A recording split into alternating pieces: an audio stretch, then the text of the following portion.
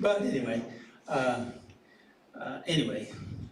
hello out there in internet land. We're glad you're with us here tonight. This is Saturday Night Live, Life Recovery Ministry. My name's Doug Wilkerson, and we just want to welcome you. Our MC will go ahead and continue the welcoming, but I just want to say hello and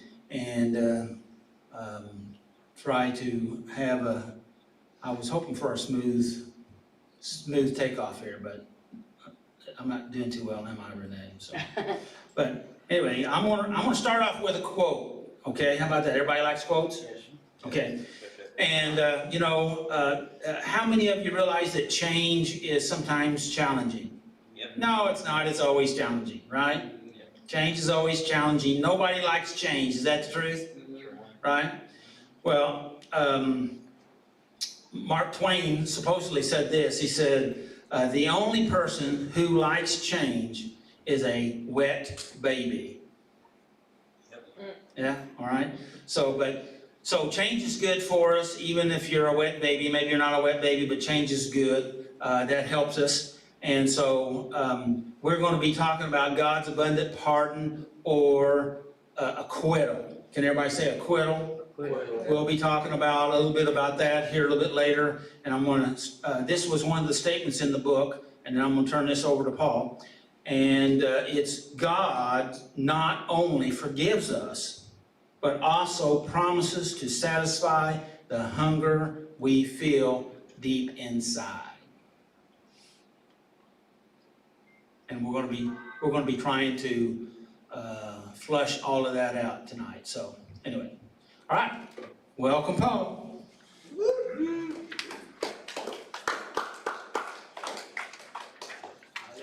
Good evening and welcome to Saturday Night Live. Oh yeah. We are glad you are here. And we want you here whether you're clean, sober, drunk, or high. And for you folks out in video land, we don't know what you're doing, but we're glad that you're here with us as well. And the reason that we're here is because we love every one of you and we want to be able to help you improve life. And by that, we want to move from addiction to not a sober lifestyle, but a recovered lifestyle. Because recovery brings joy, sober just takes away whatever it was that was making you not as bad as you used to be, but recovery will bring you joy. And talking about change, actually, most everybody hates change, but everybody that's watching pretty much wants to have some kind of change. But change is not always good. Change can go both ways. And I've been practicing a little bit of judo and taking the lessons on it. And the idea that we have there is not change, but it's to constantly improve your position. You know, if you're on the bottom and somebody's sitting on top of you, you want to be out from underneath them. If you're out from underneath them, then you want to be on top of them. And then if you're on top of them, you want to tie them in a knot and break both their arms or something like that. But you want to constantly improve the situation that you're in. It's not just change, because a lot of times we think, I want to change, I'm miserable. And that's kind of what some of addiction is this hurts so bad, I'm going to do something else. So, you know, I'm hurt or I'm emotional, or I'm going to go get drunk, or I'm going to go get high. That's change, but that's not the kind of change we want here. And so think about I want to constantly improve and take a step forward in not whatever direction, but in the right direction, because it's a series of good decisions that bring you around to the point of a recovered lifestyle. And it doesn't happen in one day normally. It's Doug's used the idea of turning a ship. If a big ship's going along and it needs to turn, it doesn't just slam on the brakes and turn, because it doesn't work that way. It takes a long, long arc for it to get to change, but it starts with just a little bit of adjustment of the rudder to get going into the right direction. So change is good, but we want to change in the right direction. Anyway, you are welcome here. We love you. And we want Saturday Night Live to be a safe place, because we share a lot of things with one another. If somebody shares something with you, that doesn't mean it's public and ready to go on Facebook. That means that they trusted you enough to open up their heart and let you in And when they do that, it give you a chance to shine a little bit of light into their life. So don't ruin that by broadcasting, because we want people to feel safe. And if you repeat somebody's stuff, they don't feel safe and they don't come back and they wander around in their addiction for a longer period of time. We don't want to damage anybody. Need to be respectful of each other and whoever's speaking. You know, I may not say anything that's going to help you at all tonight. Doug may not say anything that's going to help you at all tonight, but somebody else in the room or somebody out in video land may get a nugget that will really help and change their life. So you don't want to be talking and them not be able to hear. Just be careful, because it's not just about me, but it's about everybody out here. Our mission statement, our passion and mission at Saturday Night Live is seeing lives transformed by helping people find a personal relationship with Jesus and to find freedom through Christ, being an example of love and acceptance. You know, a lot of people don't read the Bible. A lot of people, the only thing they're ever going to see is you and the way you act. And this subject tonight is probably one of the most important things when we start talking about forgiveness.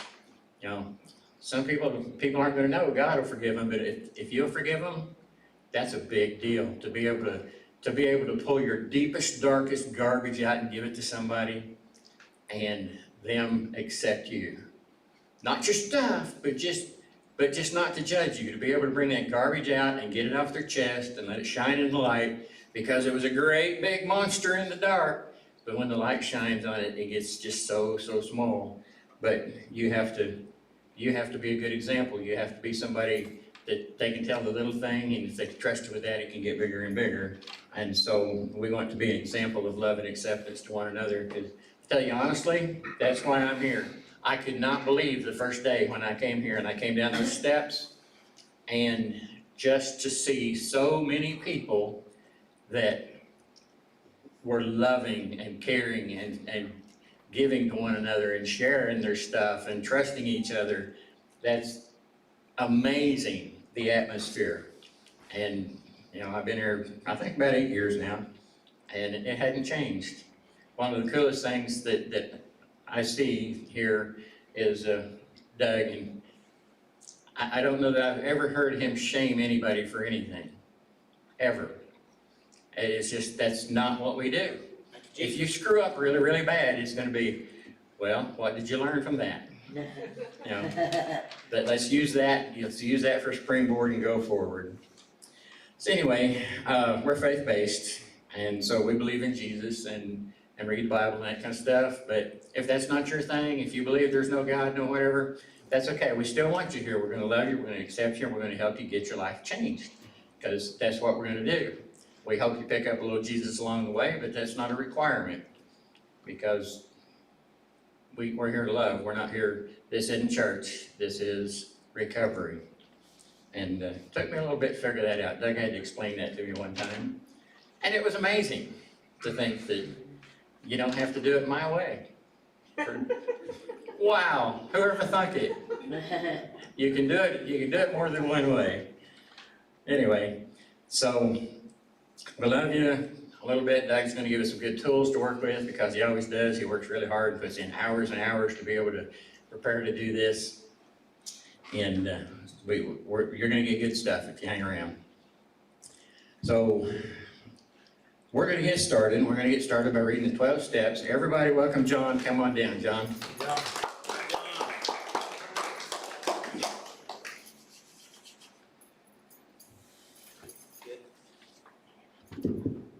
Step one, we admitted that we were powerless over our problems and that our lives had become unmanageable.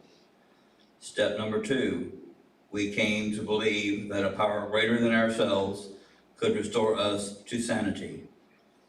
Step three, we made a decision to turn our wills and our lives over to the care of God. Step four, we made a searching and fearless moral inventory of ourselves. Step five, we admitted to God, to ourselves, and to another human being the exact nature of our wrongs. Step six, we were entirely ready to have God remove these defects of character. Step seven, we humbly asked God to remove our shortcomings. Step 8, we made a list of all persons we had harmed and became willing to make amends to them all. Step 9, we made direct amends to such people wherever possible, except when to do so would injure them or others. Step 10, we continued to take personal inventory, and when we were wrong, promptly admitted it. 11, we sought through prayer and meditation to improve our conscious contact with God, praying only for knowledge of His will for us and the power to carry it out. Step 12, having had a spiritual awakening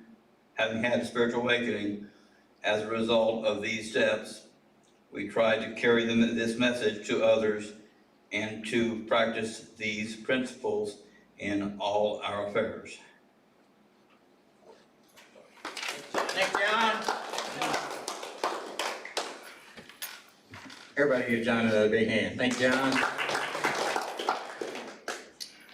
One quick thing I forgot to mention is next Saturday, July the 3rd, we will not be meeting, and we will be back here on the 10th.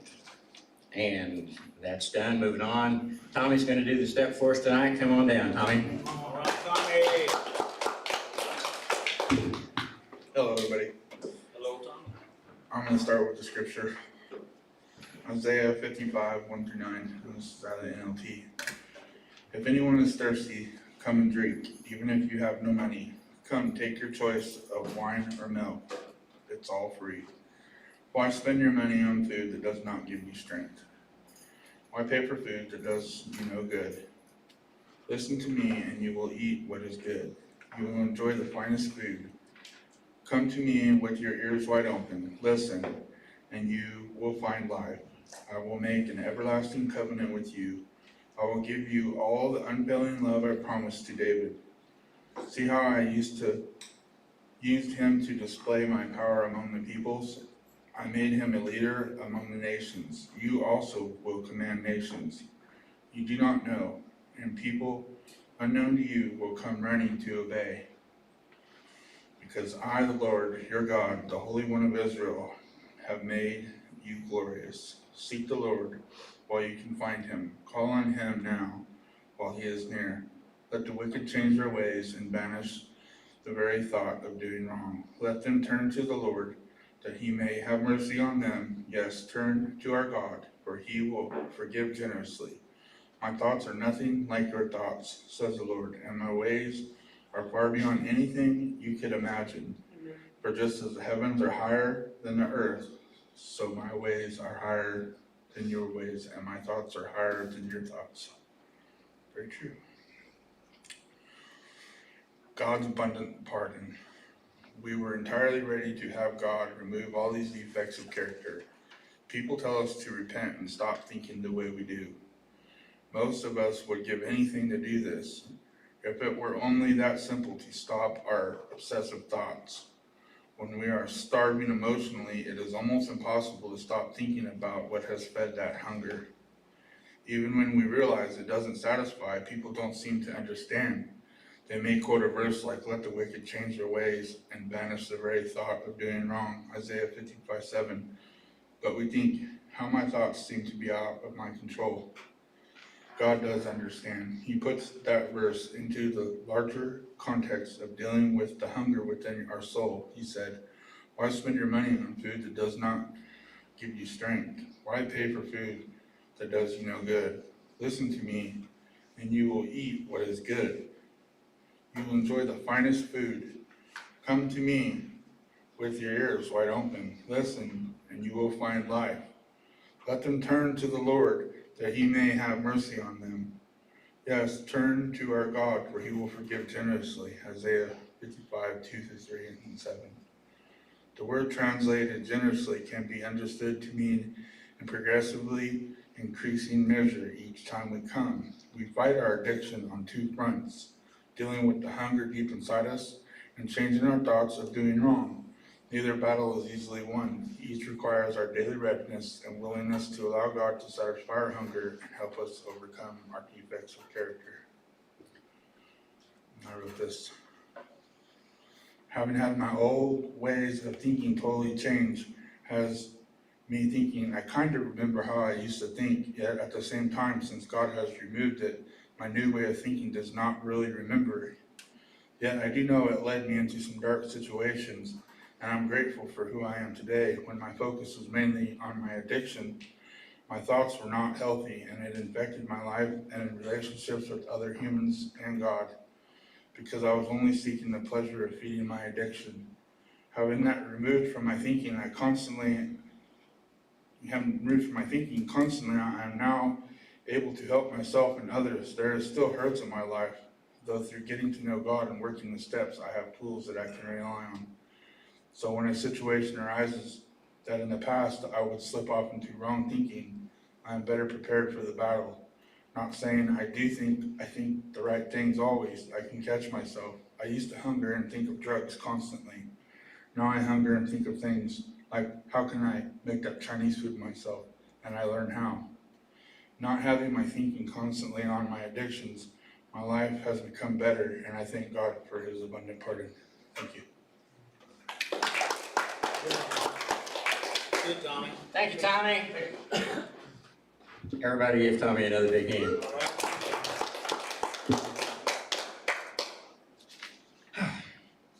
So now, moving right along. Oh, there she is. She disappeared. Kim is going to do the reflection on the step. Kim, come on down. All right, Kim. All right, so, here we go. Step 6, we became entirely ready to have God remove these defects of character.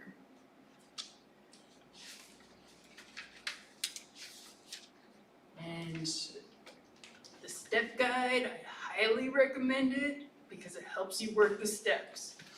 And I'm gonna answer the questions like with my own reflection about this step, and it is on page 55. I'm not gonna read the questions. I can if you guys want me to, but They're a good question. yeah, okay, I'll read the questions first and So the answer then makes sense. I'll give my reflection. Sorry. Okay, 1, in what ways have I tried to fill the hunger of my soul and the thirst of my spirit with other substances and behaviors instead of trusting and following God's will? And 2, am I ready to turn to God for abundant pardon, for continual nourishment of his spirit to keep me free of addictive behaviors? Why or why not? 3, do I believe, not just in my head, that the life God has for me will be more satisfying than the one I have lived under the cloud of addiction? Is my heart willing? So one of the things that I realized when I was really reflecting on this portion of STEP was that some of the behaviors were learned from childhood. Past trauma, abuse.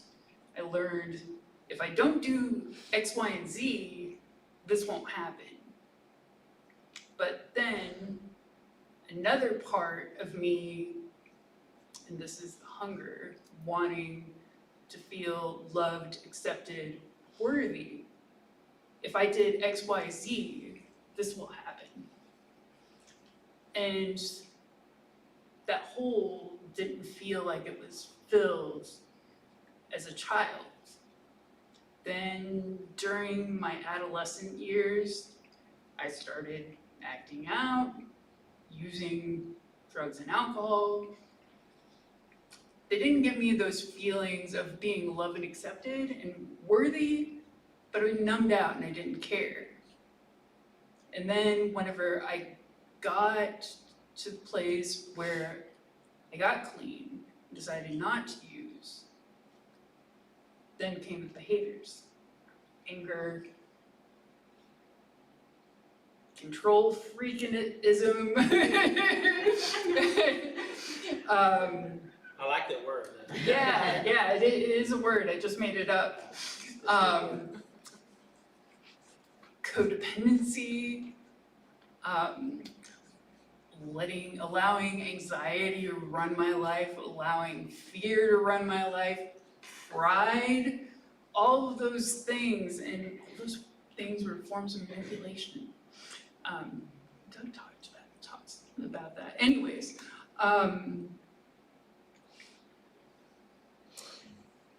those were coping mechanisms, because that was the best I knew at the time. Yes. But thankfully, recovery has shown me a different way. Now, question number 2, am I ready to turn to God for abundant pardon and for a continual nourishment of His Spirit to keep me free of addictive behaviors? Why or why not? In the beginning, this was so hard. This was so hard because I had a lifetime of experiences of doing things my way. You know, that I had control, which in fact I didn't. And then also like, it's like this, it's a huge heart issue. It's like, for the longest time in my life, I didn't feel worthy. I didn't feel accepted. And yeah, I did feel love, like with my daughter, but like that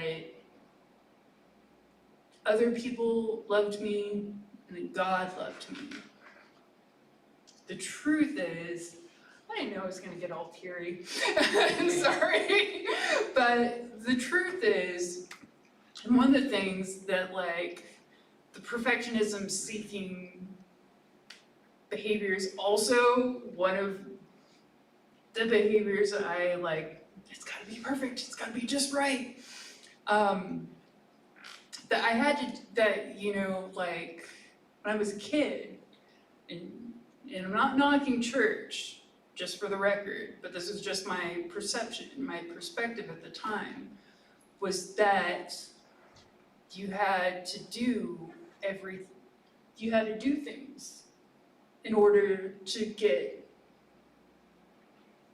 you know, God's love. In Sunday school, like, it was great. Jesus loves me, you know, and all that, but like when Sunday service came along, and this was, you know, back in the day, Old Testament, it was hellfire and brimstone. You gotta watch your ways or you're gonna go to hell. But later on, I learned that I'm worthy of God's love. His forgiveness, His Yes. grace. Yes. You are, and you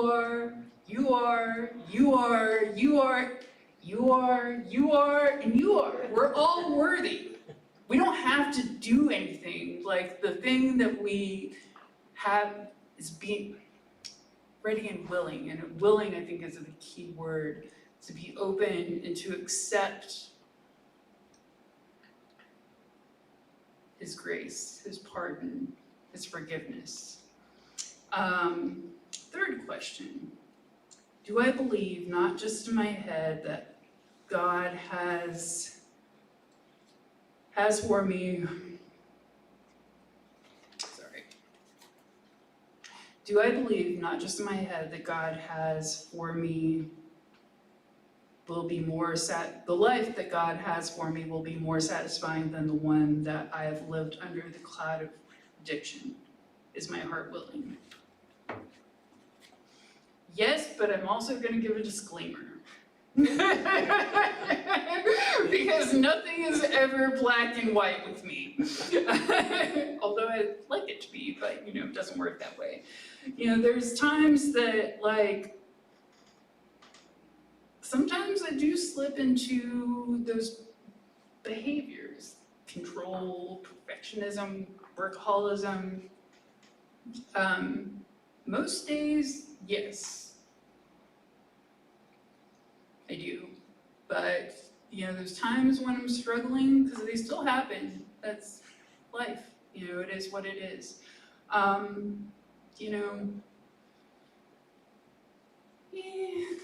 that's basically how I feel about it. But, it's been a heck of a lot better with recovery, with God, with the tools, and this community here. And that's all I got. Good job.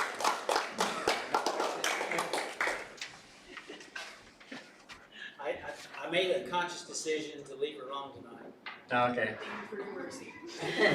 Thank you, Cam, you did a great job. Right now. Maybe later. Anybody have any questions or comments about the steps and? I got a comment. I thought both Tommy and Kim did a really good job on covering the information, and I thought it was good.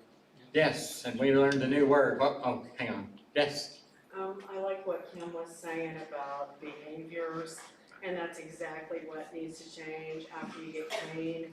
And I didn't know that for a long time, being willing and obedient to change and do things not my way, but a different way. And I like what she also said about performance, or did you say performance? Well, actually, doing things perfectly and performance, those are two things that were absolutely broke off me. I was in a routine of people pleasing, and I wanted to be loved and accepted, and I was going around the same mountain with that because I did not know my value and my worth in Jesus, and to have a different perspective than the way I acted in the past and behaved, and kind of put each and every situation I got embarrassed in, and I knew that something needed to change, and I still am working towards those things that become embarrassing, that do need to change. Behavior is a huge thing, and to be more Christ-like has been everything for me, and to become an adult and a responsible human being. I know that's hard. So, yeah. What's the topic? God's abundant. Okay. God's abundant pardon. Huh? God's abundant pardon. God's abundant pardon. Okay. Yeah. Yeah. So, if you're willing to change your behavior, He's perfectly willing to forgive you for anything that's happened in the past. Behavior and acceptance, and I really feel kind of uncomfortable going here, but for some reason I really feel like it's something that needs to be said tonight. That has been rattling around in my head. In relationships, we're in a point in our society where the very first thing people do is jump into bed together. Yeah. And for folks that understand addiction, when you take that drug, something happens in your head and it sets off these endorphins or something, sets it off, and it feels good. And it feels good, and so, like, I wanna have that high again, so I go hunt for that. And, it took away the pain that was bothering me, and it makes me feel better. And sex is just the same way, it sets off the endorphins. And so you meet some dude or some chick, and you go hop in bed together, and boom, the stars it rattles in your head, and it's wonderful and it's fantastic. But what you don't know is you don't like that person. The Bible even says that sin's fun for a little while, but then it comes back to get you. And a lot of times in relationships, you do this, jump in a sack, it's fantastic, it's great, let's do that again tomorrow. And so we do it again tomorrow, and it's just like taking any other drug or whatever you want to do. And so you got this 6-month relationship with somebody that one day you look at and go, I hate you. I never did like you. You made me feel really good. But drugs are the same way. You wake up in the morning and you look and you're puking in the toilet and you go, I hate you. It's just another addiction. And so in relationships, don't do that. I mean, a lot of times you're looking for something just to make you feel better. But if you start a relationship that way, it's usually doomed in the first place because you have no basis and no friendship and no foundation. But it's just like a drug, and it's fun. I've been there. I mean, it's great. And then, you know, after a few months or whatever, you look up and it's just, how did I get hooked up with this horrible person? I'll never do this again. And then you go out and find another one just like it. You do the cycle over and over, just like with other addictions. You know, you get out of it for a little bit and you tend to go back and do that. And, but that's what we're here for. You know, Kim bared her soul. She shared a few tears tonight.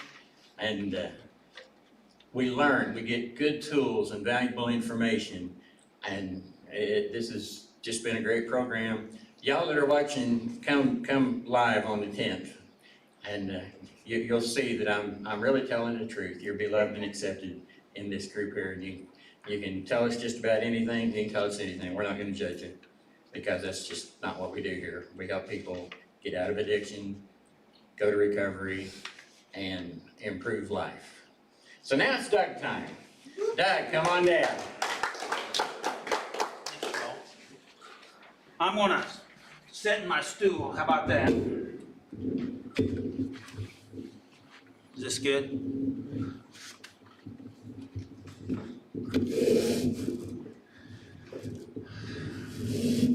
You know, this is a really good topic, but it's also, it's a challenging topic, but it's a really good topic. It's a really needful topic.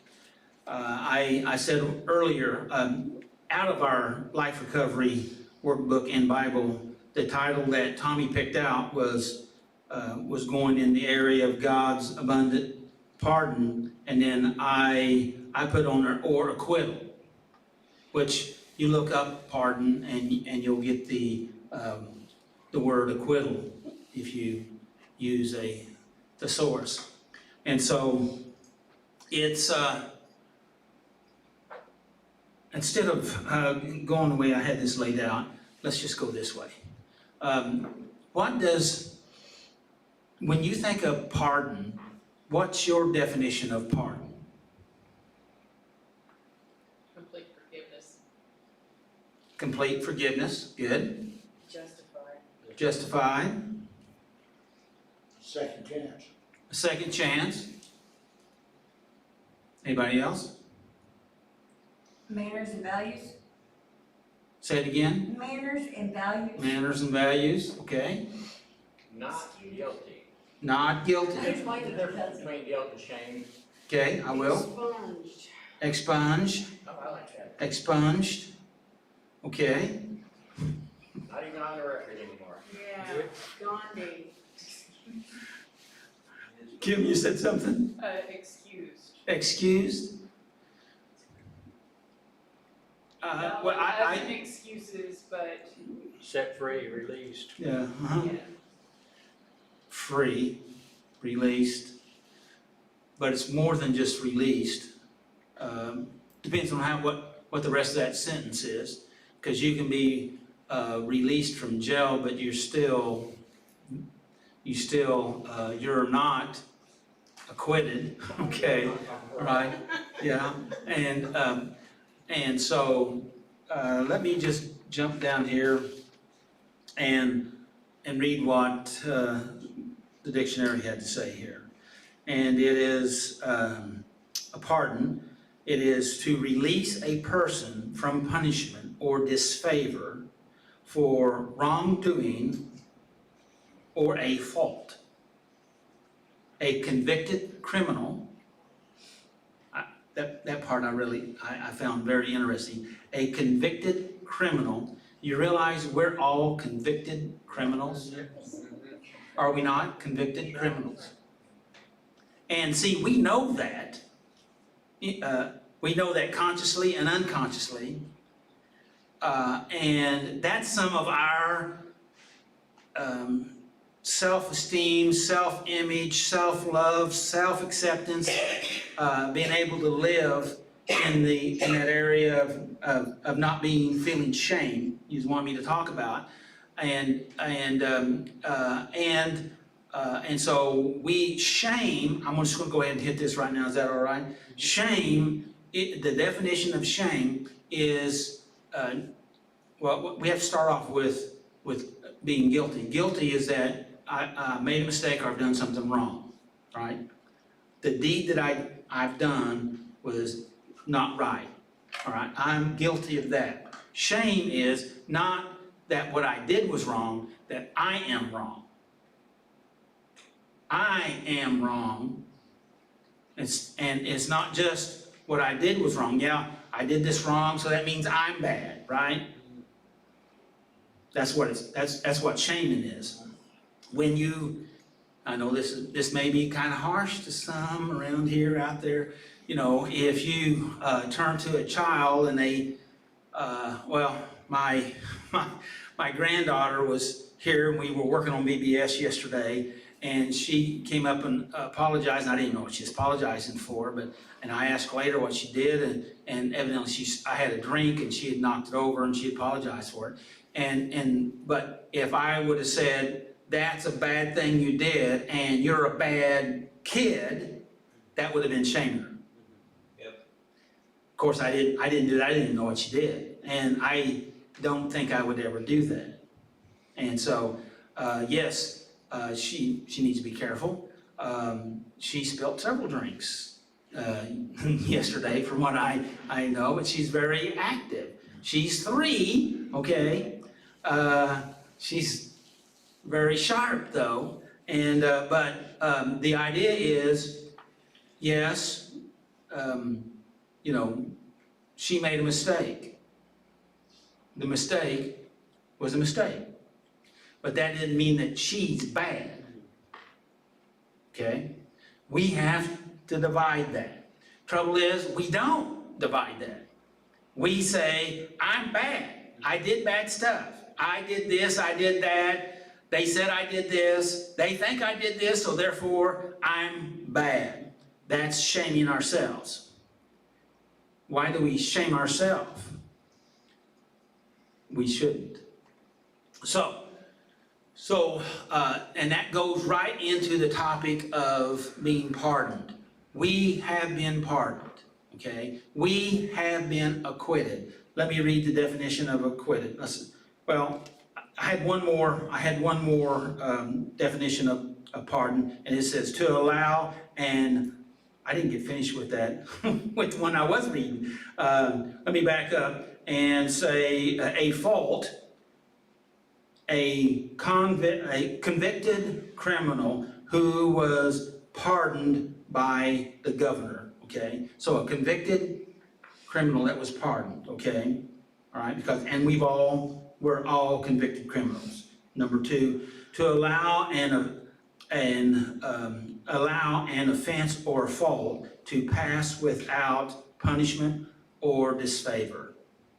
Okay, so that's being pardoned, okay? That means we messed up, we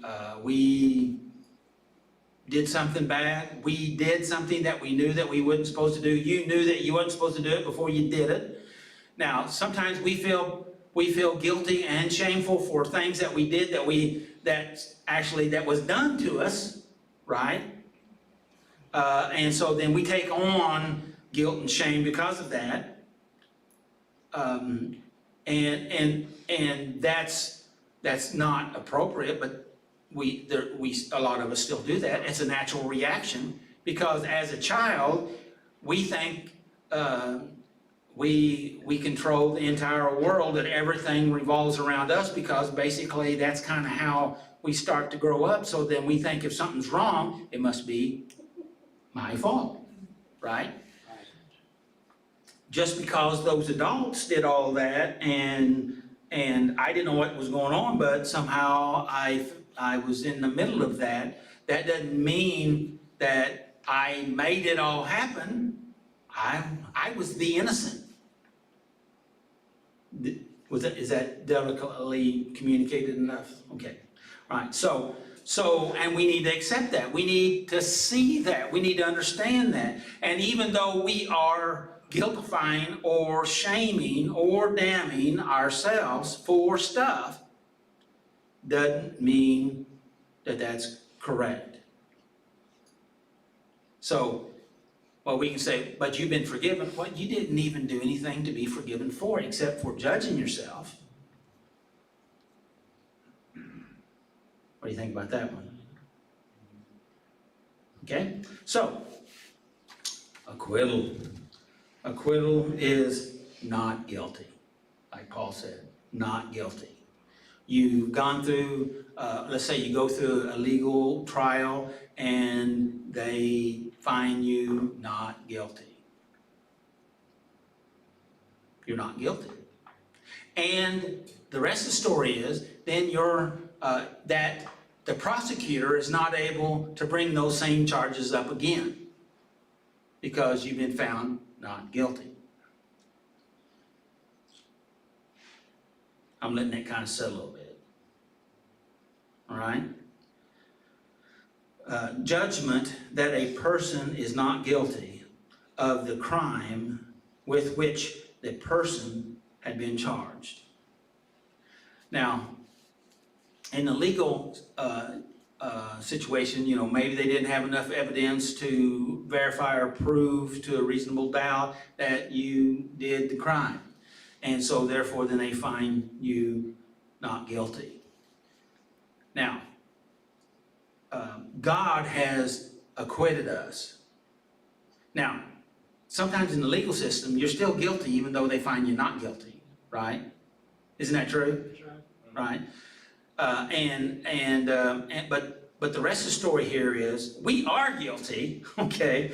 And God knows what He's doing. He set it up that way on purpose, okay? And because through the price of atonement, He has paid the price for us to bring us in right standing, okay? Because He wants us in right standing. So He did the legal act of justification, all right, to bring us into that place. Even though we are guilty, He has pronounced us not guilty, forgiven, all right? He has said, you are acquitted, okay? Let me back up here and read a scripture out of Psalm. Now I want to start off with that scripture that Tommy read earlier, that our book referred to, and I want to touch this one out of Isaiah verse 1. Isaiah 55 verse 1. Is anyone thirsty? Okay, is anyone thirsty? Come and drink. I want you to think about that for a second. This is a call to us, all of us. If anyone's thirsty, come and drink. That is the heart of God calling out to us. Didn't say if you haven't messed up or if you hadn't sinned. He just said if you're thirsty. Okay, right? Does that make sense? Okay. Now we're talking about we've been pardoned, even though we don't feel like we're pardoned most of the time. Kim referred to that earlier, right? We all have that inside of us, okay? We're trying to learn how to live by grace, but we've been taught legalism, Yes. okay? And because we need to know what, and we do know. In fact, even in Romans, it talks about we know what's right and wrong. We already know that, okay? Our spirit knows that, and so we know that. But the rest of the story is we need to recognize and accept that God has pardoned us. So He says, is anyone thirsty? Come and drink. Even if you have no money. In other words, even if you can't pay for this, even if you are not able to make restitution for your crimes. What do you think about that? Am I adding too much to it? No. And so He says, come and take your choice of the wine and milk. It is all free. Now, see, we have a hard time with that. We say, what's the deal, God? It can't be free. Well, it is free because it's free for us, but it cost Him a lot, right? Mm-hmm. He paid the price.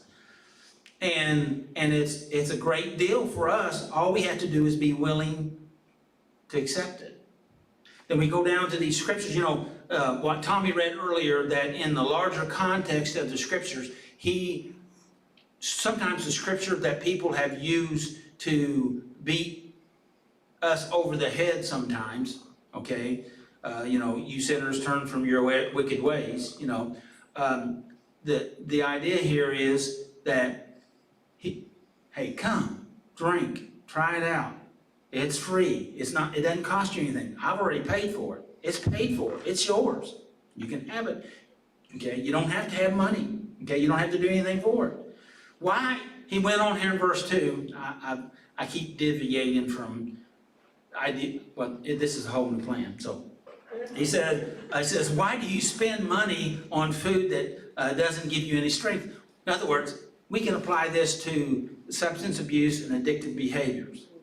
Why do we do the things we do? Well, I know why, and that is, and Kim touched on it, is because it's a way of trying to survive, to numb our pain, to deal with our hurts, to try to help us get through the trauma. It's there to survive. Okay, that's why we've done what we've done. And if we wouldn't have survived, we wouldn't be here. All right. So it's good to survive. Now, I talked with a man this week, and we were talking about things along this line, and I said, I'm going to tell you what I told him. Is that okay? I said, it is natural and humanly correct that you used whatever survival tool you could survive to survive. Okay? Because we had to survive. We are designed to survive. God made us to survive. Right? Our amygdala takes in and we go into a fight or flight survival mechanism. And the trouble is, we find and use whatever mechanism that somehow we know, and it's usually, not always, but usually it's on the lower level of things, right? You understand what I mean by lower level of things? And less healthy, and maybe even destructive, whether it's drugs, alcohol, acting out, anger, cutting, rage, you name it, okay? And so we have to do that. And so we feel bad about that we did that. But the thing of it is, we all had to do something to survive. You have to. In case I didn't say it, you have to, okay? All right?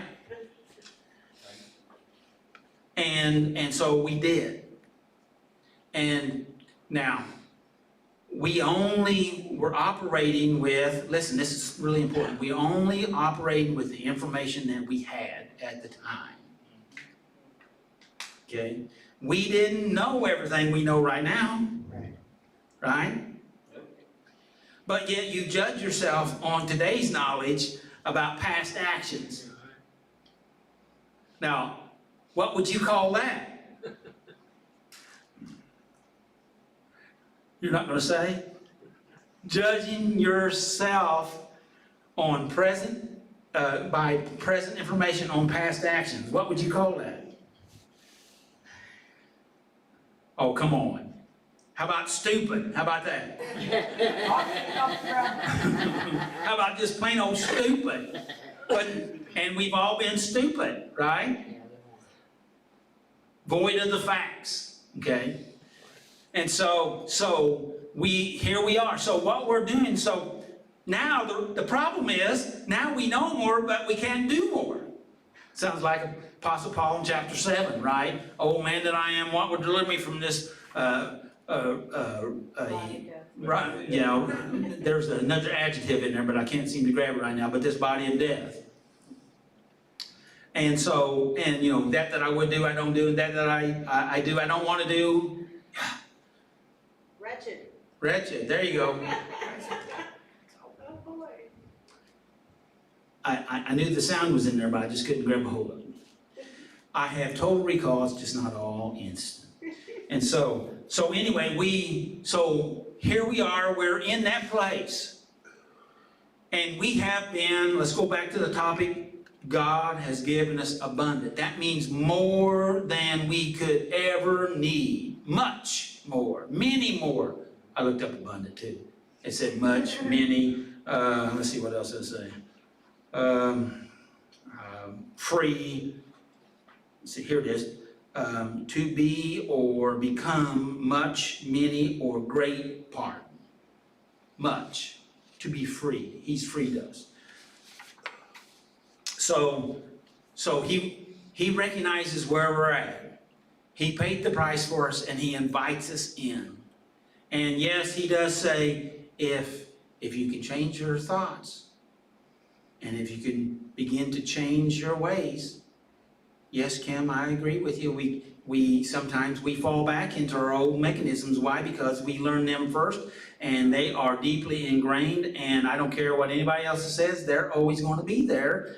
And all we can do is weaken them the best we can and strengthen the ones we want to use and weaken the ones we don't want to use and continue to work on that. But every time we get weak enough or we get out of it enough, you know, stressed, upset, emotionally perplexed, whatever you want to call it, you know, temporarily insane, you know, which we live in a state of insanity most of the time. We just visit sanity occasionally. And thank God we have people around us that helps us to maintain and moderate our sanity, because this is a community situation. Because no matter what I used to think and what youth may still think, I can't do it alone. Bam. It's just the truth. Even though we want to. Yeah, I'll just do it myself. How many times have I said that? I've even said that this week. And it's because it's deep in there. It's just the truth. So, I want to jump to another scripture here that since we're kind of backing into this thing a little bit, but I think you're getting the message right. And this is out of Psalms 137. This is the NIV version. It says, Israel, put your hope in the Lord. Yes. Put your hope in the Lord. In other words,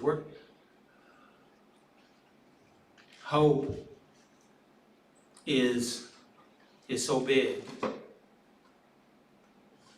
All right, let's flip it around a little bit and say, I don't have any hope. Well, if you don't have any hope in the Lord, then where is your hope? Yes. And how's that worked out for you? Okay? And so, and again, this is in the Old Testament. You know, Kim, you made the statement about Old Testament, and hey, that's all right. I was taught that way, and you had the Old Testament, angry God, New Testament, loving God. But you know, the more that I get into the scriptures, I see the loving nature and characters of God in the Old Testament, and yes, there's some hard statements there, but most of the time,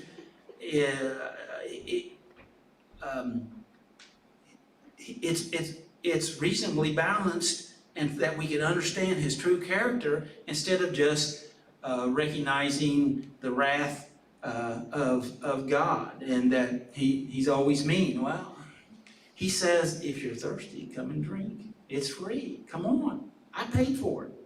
You're invited.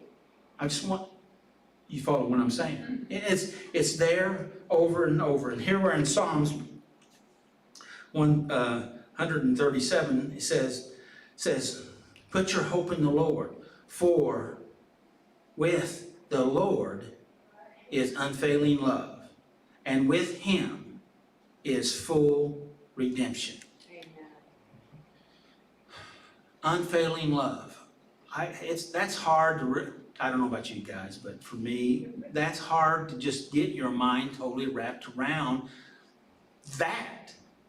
Yet, it's said over and over, and he's demonstrated that unfailing love. And that's what we're talking about. We have been pardoned. We have the judgment of the judge of the universe that says you are acquitted, not guilty. Justified. You're free to do whatever you want to do. Yeah, you can even go back to doing what you used to do. You can. And sometimes we do. Right? Does that make sense? Yes. So he said, and it's full redemption. We have been redeemed. Paid back. Bought back. The price has been paid. We have been redeemed. We are precious in his sight. Right? Right. And so, we have been pardoned. I went through Isaiah 55:7, and I did the Hub Bible Hub translation, and there was about 15 different translations there, or maybe a little less, and I scanned down through them, and I just have a few here, and it's the same scripture, but just a little bit different translations. And the NIV here, at the very end, it says, and he will have mercy on them, and to our God, for he will freely pardon. Right? Now this is Old Testament. God will freely pardon. But yet, when we're looking at it, he already has given us the pardon. He's pardoned us, right? The next one was out of the Living Bible, and Tommy read it earlier. For he will forgive generously. In fact, Tommy read the definition of generously. That's every time you receive it, it gets better. Yeah. If I remember what that correctly, and that's pretty big. So even if you did it again, he's still generous, and he forgives again. Now you say, well, that's not right, Pete. We shouldn't do that, And the fact of it is, we know when we mess up. We may have not even we know it. There's a part of us that knows it. There's the other part of us that's I don't know which side's in our right mind, but that was a little bit of a joke there. But we have those at least dual stuff going on in there. You know what I mean? At least dual stuff. Yes. Yes. Well, Paul talked about it there in Romans chapter 7, right? And so what we got, we need to recognize that even if we mess up, and I know some people may not like this, but what can I say? And that he will forgive us, because none of us can get it right the very first time. That's just the way we learn most of the time. Hardly ever do we get it perfectly, right, Kim? We perfectionists want to do it perfectly, but the thing of it is, we make mistakes. Yes. But the fact of it is, even if it's because God judges us not on our performance, but he does not judge us on our performance. Did I just say God does not judge us on our performance? We think that he judges us on our performance. We read Scripture's like he judges us on his performance, but actually he judges us on our intent. And he knows how to divide the thought and the intent, right? And so he knows. Now, it is in our best interest to do as well as we can, and like Paul was talking about, was, trying to get a better position, that's intent. And even if we can't make it, our intention is there, and he knows the intent of our heart, your heart. Paul I keep talking about Romans chapter 7, but Paul made reference to that when he said, that I don't want to do, In other words, I don't want to do that. Oh, wretched man am I. Yeah, you bet. Oh, I mean, yes, that's what the scripture said. And so there we are. There we are, and he's pardoned us. Let me go ahead. Out of the the English Standard Version, he says, "For he will abundantly pardon." For he will abundantly pardon. Can you believe that he has abundant pardon for you? Well, my mistakes are way too bad. He can't forgive me. How many times have I heard that? I've heard it a bunch. How many times have I said that? I better not say anything. And usually, oftentimes, not all the time, but oftentimes when people say that to me and that they have committed, they feel or they believe, those are two different things, by the way, a unforgivable act. And they say, I can't forgive myself. And I say, if you had a good friend or somebody you cared about or you loved, and they've done something similar that you're talking about, could you forgive them? And most of the time that happens, they always say, well, I have forgiven them. I said, so you know how to do it, you're just unwilling to do that for yourself.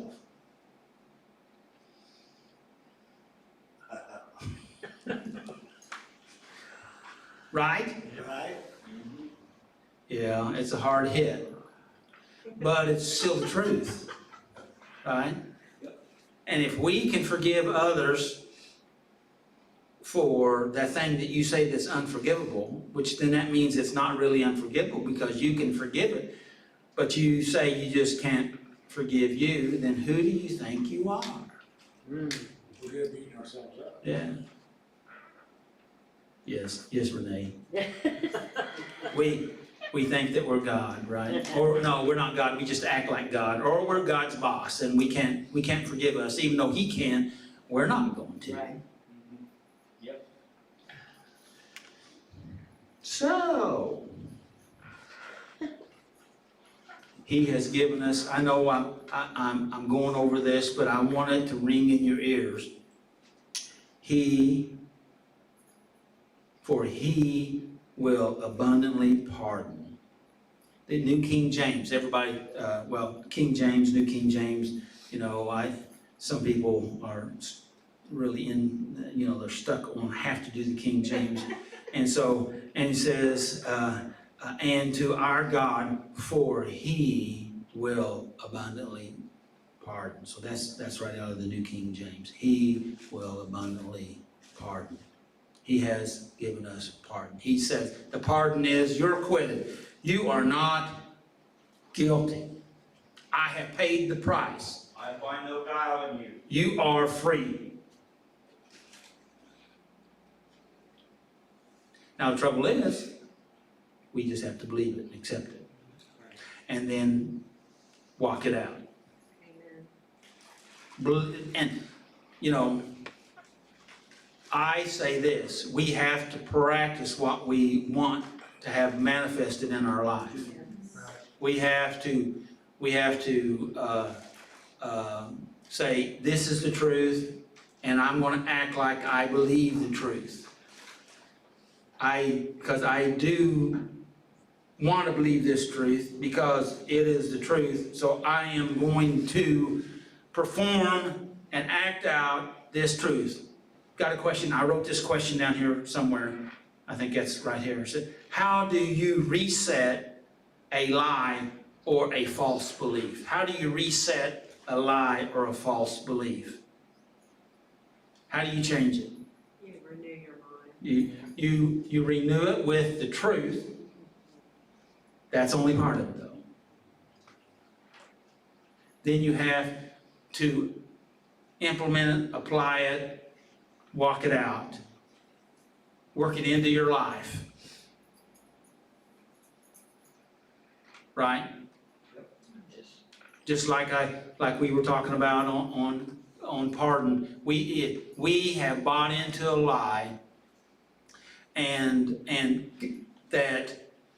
perfectionism has taught us that you have to be perfect or you're not acceptable.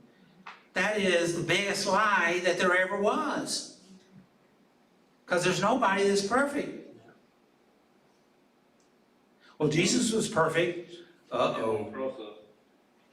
People say Jesus is perfect, but the fact of it was, Hebrews says, though he were a son, he learned obedience by the things he suffered. Well, if he learned something, that means he had to correct something, if he had to learn it. So if he learned it, I wonder then if he made any mistakes there. Okay, now I didn't say they were sin. There's a difference between sin and mistake, okay? But it gets real cloudy for most of us. But he said he learned obedience by the things he suffered, and that he suffered and he learned. We get the suffering down pretty good. We just don't get the learning down.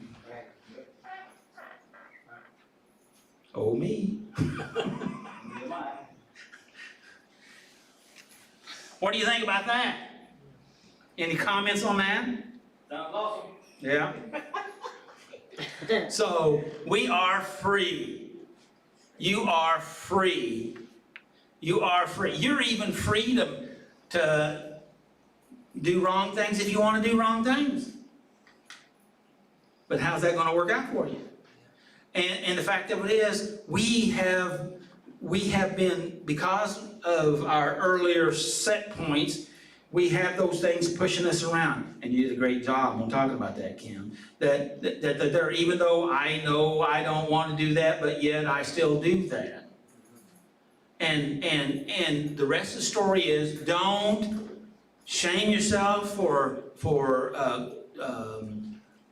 using those coping mechanisms. Again, just recognize that's not what I want to be. That's not who I am. That's not who I am going to be. That was what I did. Okay, that's what I used to do. That's what I did. I am forgiven. I am making a change. This is where I want to go. This is what I want to do. Line my thoughts up with the truth. Line my feelings up with the truth. Line my behaviors up with the truth. And if you do that, you have a greater possibility of walking in that truth. Does that make sense? Yes.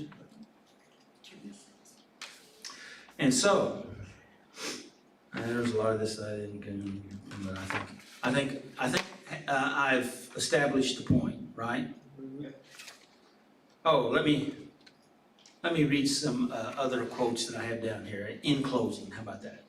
Yeah, we got a few minutes. Let's see. I don't know where this quote came from. I think it may have came out of some of the literature. I don't know if it came out of the book or what. I don't know. Let me just read it. And I thought it was good. Life doesn't just happen to us. We happen to life. And we make it meaningful. I thought it was good. Now, this has anybody heard of Byron Katie? That's a female. It's from England. I really like a lot of her information. And I hadn't heard this quote from her, but I found it yesterday. And she said it, so here we go. Says, life is simple. I thought that's interesting. Life is simple. Did you think about that? Yeah. Okay. She said, life is simple. Everything happens for you, not to you. That was, and then she goes on and says, everything happens at exactly the right moment, neither too soon or too late. You don't have to like it. It's just easier if you do. It's pretty good. That doesn't sound simple, but it really is. Yeah, that's true, that's true, that's true. And probably most of you probably heard this one, but I thought I'd go ahead and do that, which is very similar to what Byron Katie said. And this is a quote from Jim Carrey. He says, when I say life doesn't happen to you, it happens for you. This is, Jim Carrey said this, it was in a graduation commencement. He said, I really don't know what the truth is. I'm just making a conscious choice to perceive challenges as something beneficial so that I can deal with each in the best productive way. And what he's saying here is that and we've talked about it, I know that we had that similar quote from Tony Robbins, and Zach has brought it up, but he's saying here that it's a strategy to approach life, which we could say it's simple if you have this strategy, right? That I'm going to decide that everything that's coming my way is destined to me. God has got a plan, and that I'm going to address it, that it's there to help me, not hurt me, and that it's there to benefit me and to help me to deal with life and be more productive in my life. And so I just thought it was real good. Yes, ma'am? You just made me think of kicking and screaming and shucking and bucking and, like Paul says, kicking against the goats over and over and over again until, like, literally I found myself physically kicking in the bathtub the last time that I did things my way. I was mad about it, but it was my fault. And what we have to do is, as Dr. Carolyn Leaf says, we need to look at what we've done, what's going on, what our thoughts, our feelings, our behaviors. We need to evaluate, we need to gather them, we need to analyze them, we need to write them down, and then we need to then reorganize them and say, what is it that I really want? How do I want to go? And to develop some sort of plan of action. I know that was kind of quick, but that's her 5 steps. And so, and so you're in that place, and you recognize it, and there are, because you have a war inside yourself. There's a part of you that wants to do it, and there's the other part of you that doesn't want to do it, and sometimes it's got physical leverage on you because it can work in your body because we got some of that stuff, that energy deep inside our body because it's been there for so long. Does that make sense?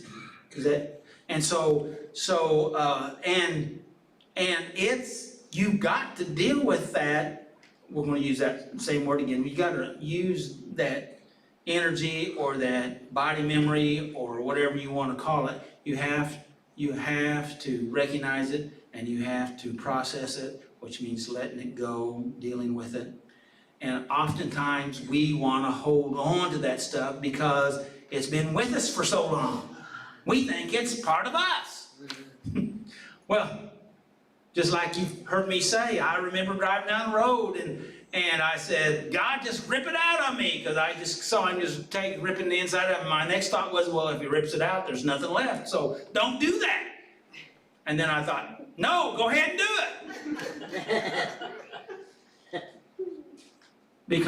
Because, you know, we want to get better, but we're not for sure what better is going to really look like. We think it's going to be better, which should be better, but man, we've lived with this weight for so long, we're not for sure what life will be. Change is hard. Can we start here? Change is hard. Change is hard. And nobody wants to do change unless you're a baby with a wet diaper. I don't know if you was here when I read that quote, okay. And so, but have hope. If you're listening to this video, if you're here in the meeting, you have the intention to do something. Even if it's just see what's going on. It's a beginning. It doesn't have to be a whole lot. But you know what? That little bit of positive energy is very powerful. It's very powerful. It's explosive. And it's available. Not in an explosive in a bad way, but in a good way. And if you'll just not, or if you'll try to do less, how about that? Sabotaging yourself, it will continue to grow. And because you have now allowed the truth to come in and you're stuck with it. And that's a good thing. You can't get it out now. It's there. You can try. You can, you know, well, we're not going to go into that theology aspect of it, but it's hard to eliminate the truth after you've got it. So, comments, questions? I'll shut up my rambling. Comments? Questions? Thoughts? Ideas? Okay. Well, out there in video land, if you guys have any questions, comments, I don't know that I can answer them all. But, you know, good questions are hard to find sometimes. You know what I mean? So, I like good questions. Questions that challenge. So, anyway, if you have some questions, comments, hey, and nothing else, share it. If you like this program, share it. Just share it, okay? And if you think it's a benefit, share it. So, may the Lord bless you, keep you, and may His face shine upon you and give you His peace. And of course, make healthy choices. Right? Or at least as healthy as you can. So, next week we'll not be here, but we'll be back 2 weeks. And I don't remember the topic right now, but step 7. So we'll be into step 7 and it'll be good. And who's done step 7? Do we know? I believe it's cleaning up a mess, that's me. Okay. It's cleaning up the what? Clean up the mess? Clean up a mess, yeah, the first one. Clean up the mess. That'd be a good one for you, John.